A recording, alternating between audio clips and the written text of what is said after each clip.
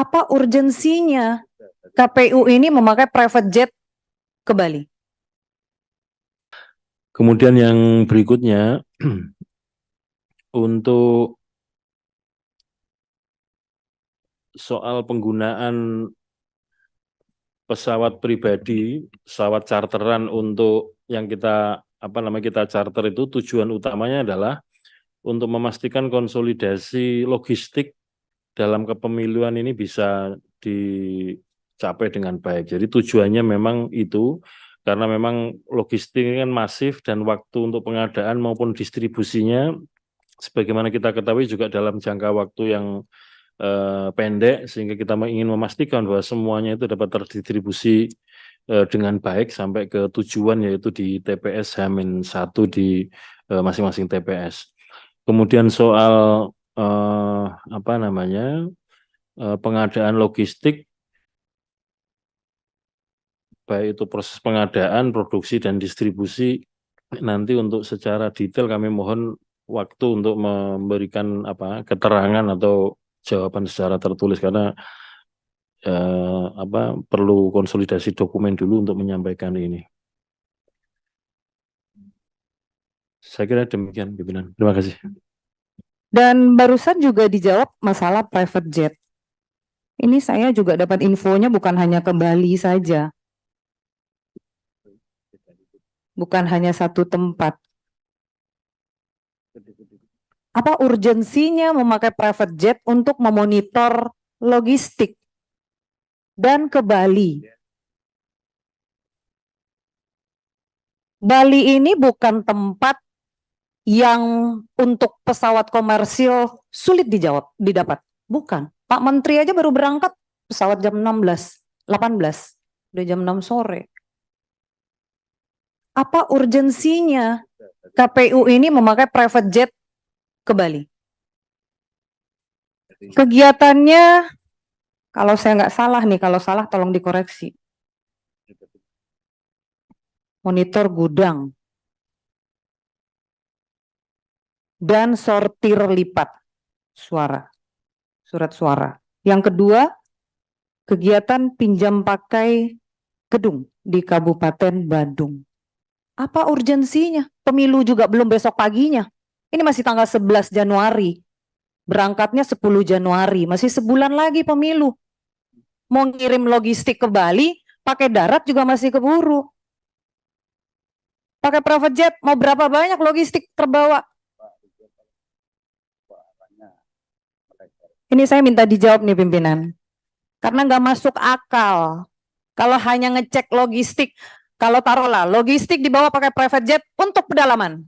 Pedalaman mana yang ada di Bali? Semua bisa pakai darat. Gak ada yang harus pakai private jet.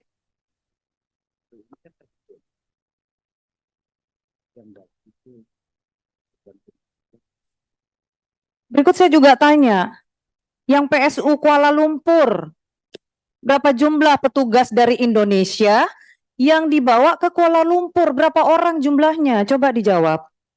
Pakai apa perginya? Kenapa harus sebanyak itu yang dibawa? Ini pimpinan juga mungkin belum tahu berapa jumlah yang dibawa.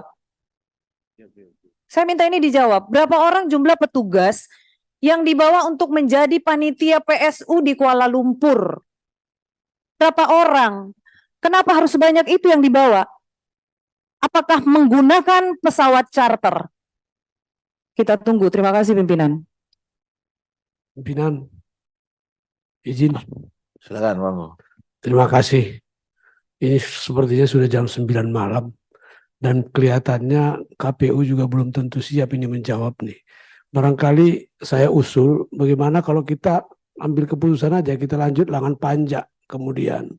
Jadi kita bentuk aja panja dan kita akan bedah lagi lebih dalam lagi nantinya.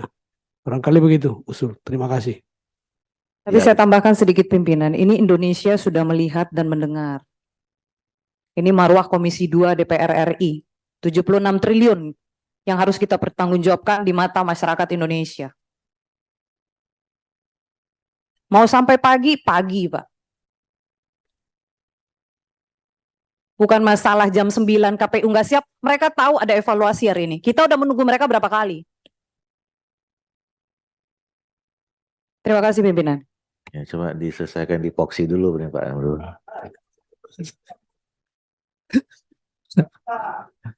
Baik, ya begini.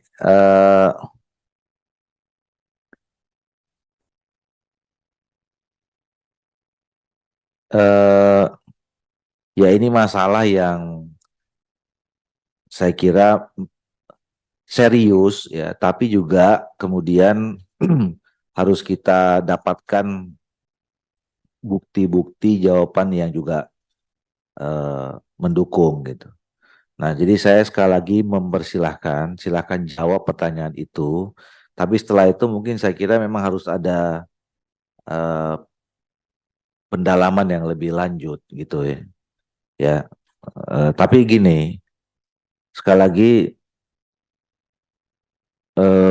ini serius Pak. Ya, apa yang disampaikan ini semua ini serius dan memang harus kita tuntaskan supaya juga jangan jadi berita yang ya kalau benar ya harus ada kebenarannya gitu. Nah, kalau dan kemudian mungkin harus ada perbaikan. Nah, jadi ini yang nanti mungkin akan kita tindak lanjuti dengan teman-teman untuk panja gitu. Nah, panja itu nanti urusan internal kita, Pak. Ya, nanti mungkin sekali lagi kita akan rapat internal, kita akan lakukan itu. Silakan sekali lagi saya kasih kesempatan yang terakhir mungkin. Mungkin kalau nggak ketua bisa dibantu komisioner yang lain. Ketua ini kan masih ada yang lain yang menambahkan. Termasuk Ya, ya. saya nanya juga tentang Sirekap. Dari tadi saya tanya Sirekap. Ya, Ini Sirekap mau dipakai nggak di pilkada? Kalau dipakai coba dijelaskan. ya. Mungkin selain Pak Ketua ada yang mau bantu. Terima kasih pimpinan, saya dulu, nanti teman-teman yang akan menambahkan. Pimpinan, sebelum ke KPU saya perlu Jangan. menanggapi sedikit. Tentu rapat kita ini rapat yang bermarwah. Ya, kita selalu menuntut etika. Dan kita juga di sini Komisi 2 harus punya etika. Ya, kalau kita bicara etika tentu dasarnya etika juga. Saya tidak membela siapapun di sini, tetapi kita mendudukkan kata-kata yang betul-betul bisa diterima secara umum dan tidak menjadi bahan mass media ya yang berakhir kepada ketidakbenaran. Jadi kita harus clear dulu. Seperti contoh, tanpa merasa hormat pada kawan-kawan semua, tentang dugem misalnya. Ini kan perlu pembuktian. Ya, perlu pembuktian, terus tentang asusila. Ya, saya di awal itu sangat tidak mau menuntut kepada pihak-pihak yang dimintai untuk menjawab tentang asusila, karena ini kan sudah disidangkan di DKPP. Saya di MKD, Pak. Saya dari periode pertama sampai sekarang di MKD saya. Ya, kalau asusila itu tentu tertutup, tidak bisa dibuka, kan begitu. Ya, jadi tolong juga kita mempunyai etika untuk menuntut jawaban secara beretika juga, supaya jangan menjadi fitnah. Yang ketiga tentang private jet. Ya, tentu ini bisa dijawab oleh KPU. Ya, dijawab tentu dengan dasar yang betul-betul memang ada anggarannya. Ya, mungkin dari logistik. Ya, dan ada tujuannya. Ya, kenapa sampai 3, 4, 10 seperti tadi sampaikan 13? Tentu ada alasannya. Nah, maksud saya supaya sidang ini juga bermarwah, rapat ini bermarwah dan tidak menjadi bahan bully di luar. Ya. Karena di media sudah masuk saya baca ini di kumparan mengenai private jet segala macam itu, dugem private jet. Ini kan bisa merugikan kita semua.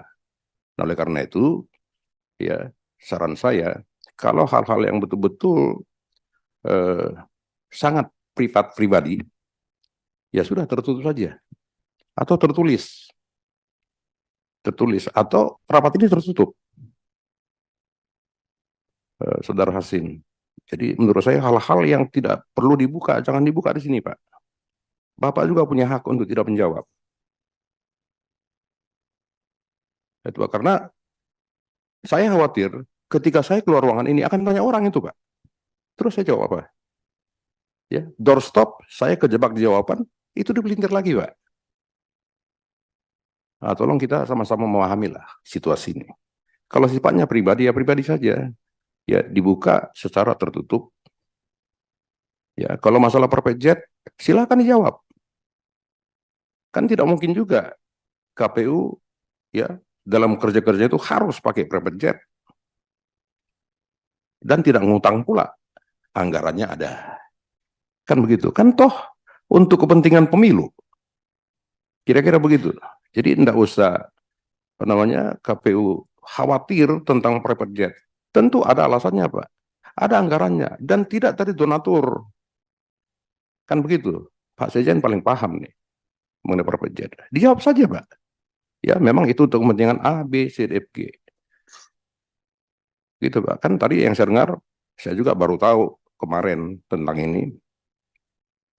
Ya tentang private jet.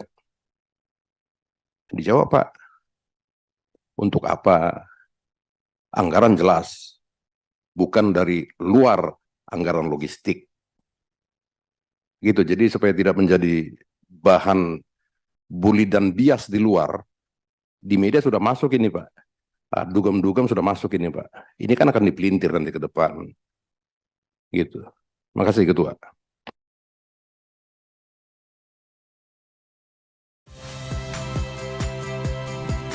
Saya Yasir Neneama. Saksikan program-program Kompas TV melalui siaran digital, pay TV, dan media streaming lainnya.